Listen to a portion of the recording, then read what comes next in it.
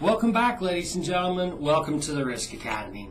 Today we're going to get into chapter number 9, getting close to the end, and we're going to talk about the best management tool you will have to actually manage your risk with, the risk register. We'll talk about the things that make up a risk register. We'll talk about when things go on the risk register and when it's appropriate to take them off. And finally, who actually needs to access this risk register. At the end, hopefully you'll have a better understanding of this tool, and it's extremely valuable. It's probably your most valuable tool that you will have to actually manage the risk in your organization.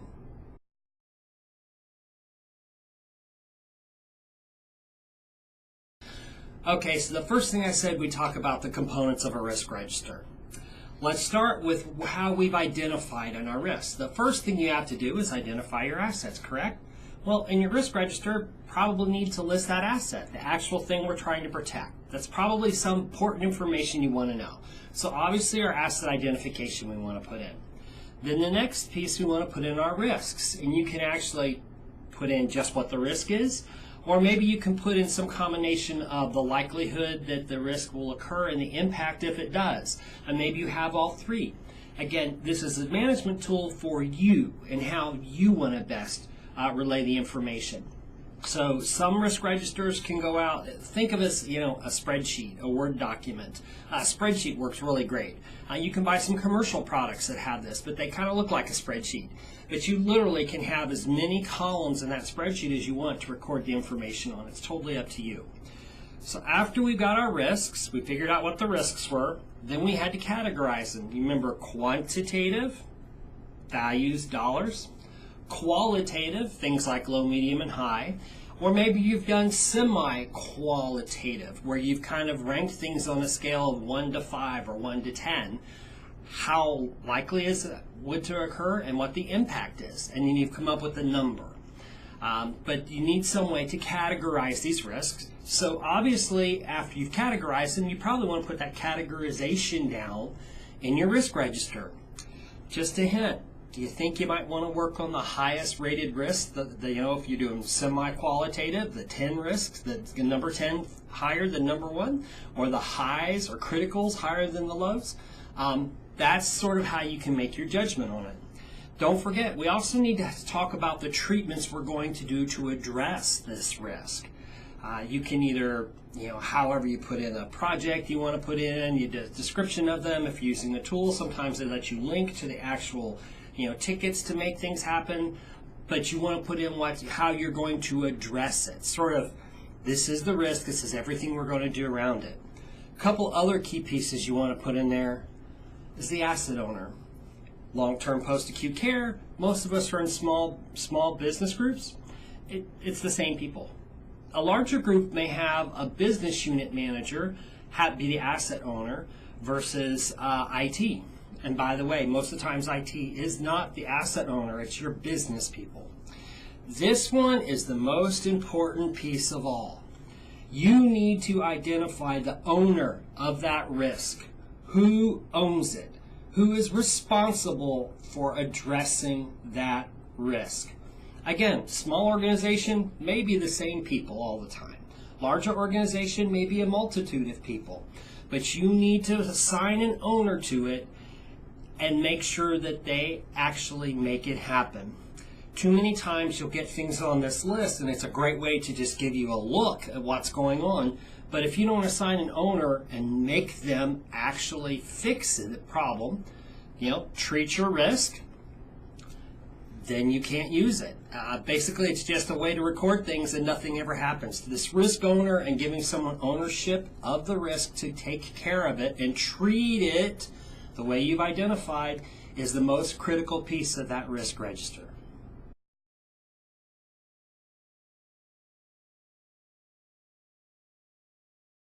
Okay, so now we talked about the components of the risk register. What do you actually put on that? Once you've got the structure of it set up, what do you put on there? So obviously the initial risk that you find needs to go on that.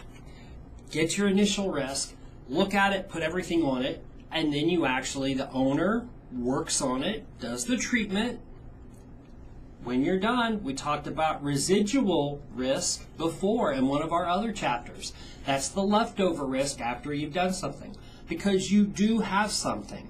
Unless you have avoided it or removed it, meaning you completely got rid of that asset altogether. Think if you've got a laptop and you travel with that laptop, there's a risk to it, even if it's encrypted.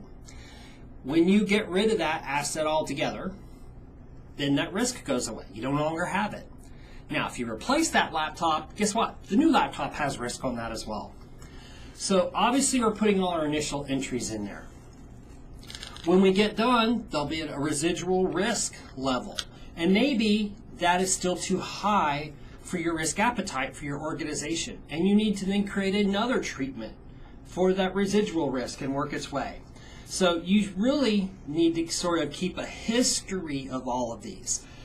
So your initial risk and then the residual risk after it's been worked should stay on there. You need to be able to see this.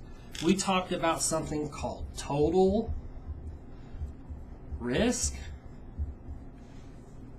Our total risk is what is indicated on this risk register. You obviously your initial risks and your residual risks, you can take that and find out what your total risk is. Again, if you're doing quantitative, you've got readily available numbers or dollars to work with. That's pretty easy. You can measure the amount of dollars that you have.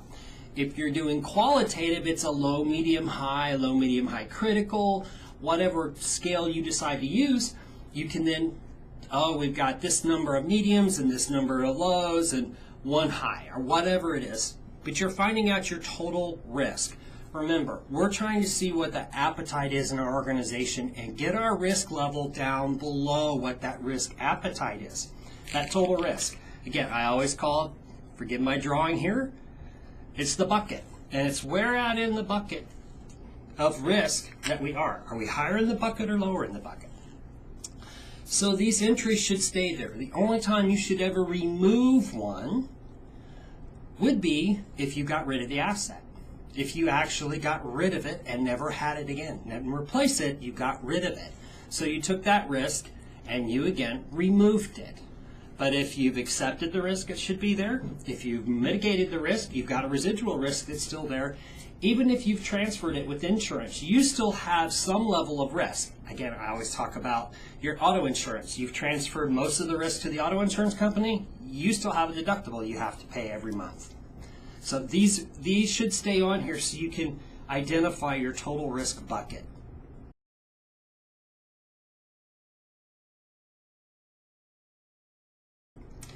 Okay, so we've talked about the register. We've got entries on it now.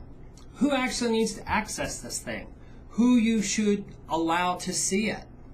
Obviously, we talked about setting up a risk committee as part of governance. The people that will oversight this, they'll want to see this. Now, they may not want to see everything in detail. They may just want to see the rankings, whatever, but the risk committee needs to be able to see this.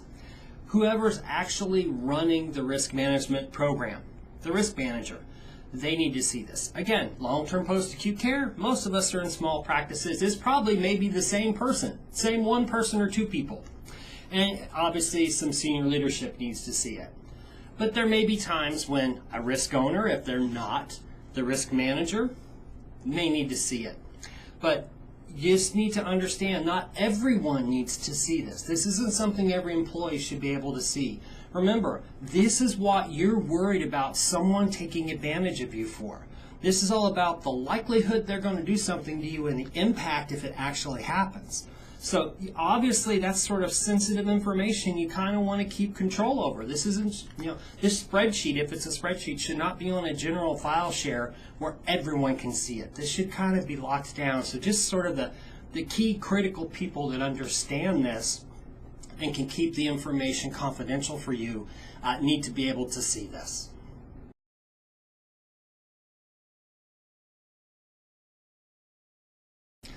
Okay. So we've talked today about the risk register, the best management tool you will have to manage your risk in your organization.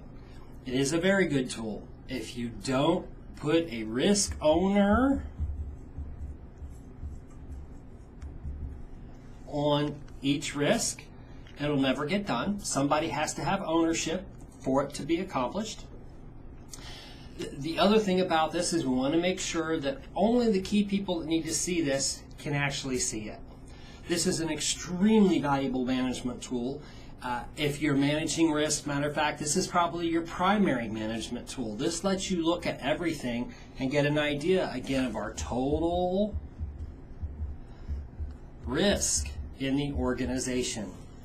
And remember, this risk register is not about IT risk. Risk in an organization is a pie. IT, your computer risk, your information security risk, is a piece of that pie, but it is not the whole pie. You know, you have risk, you have contractual risks, again, with your nursing homes that you go to. The actual medical risks that you have. Do you have somebody that might have actual issues on the job? Again, your total risk can be managed from this risk register, not just information or IT risk. Remember, you're trying to get the whole pie here, not just the little slice that HIPAA is mandated. We're trying to get you to look at everything with this.